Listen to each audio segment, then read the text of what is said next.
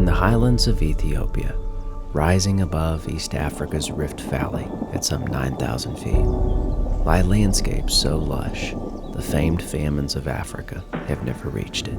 But where the natural resources here are in plenty, these areas, home to the Gamo people, have never in history enjoyed the resource of God's Word in the Gamo tongue. Unlike much of Africa, Ethiopia is a nation with early ties to Christianity, dating back to the early New Testament church. And though it is now the dominant religion, it hasn't been without persecution.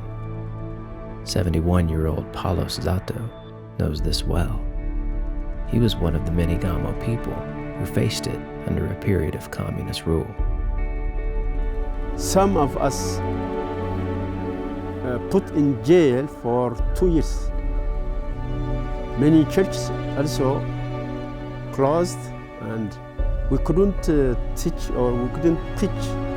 about Jesus Christ because it is forbidden to do that. All he needed to do was denounce his faith. He would have ended the flogging and given him his freedom. But Paulos didn't break. And when the communist reign ended, he received his freedom and went on to participate in a period of great church growth.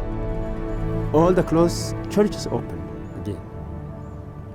People they very interested to come to church and to worship Jesus Christ.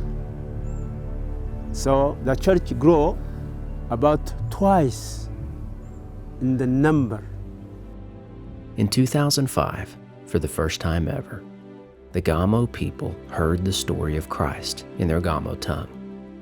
It was the Jesus film, and it fueled a hunger for these words of life.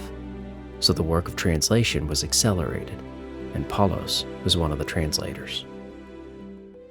Paulos' strength, faith, and time in prison was not without reward.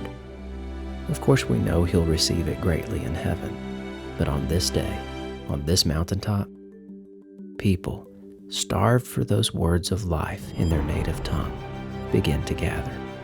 From miles and hours walked, they gathered. With thankfulness and anticipation, they stood shoulder to shoulder until there was a sea of faces, and the fruit of long labor was delivered to the Gamo people, the Gamo New Testament.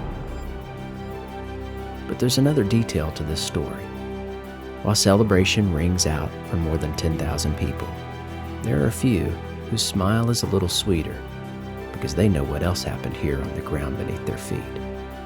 Yes, it was the place where the Jesus film rang out, opening eyes and ears in a new way. But on this same field, Paulos and many other Christians were flogged, beaten, and imprisoned for their faith. Our God is a God of both justice and mercy. He is a God from whom the details do not escape.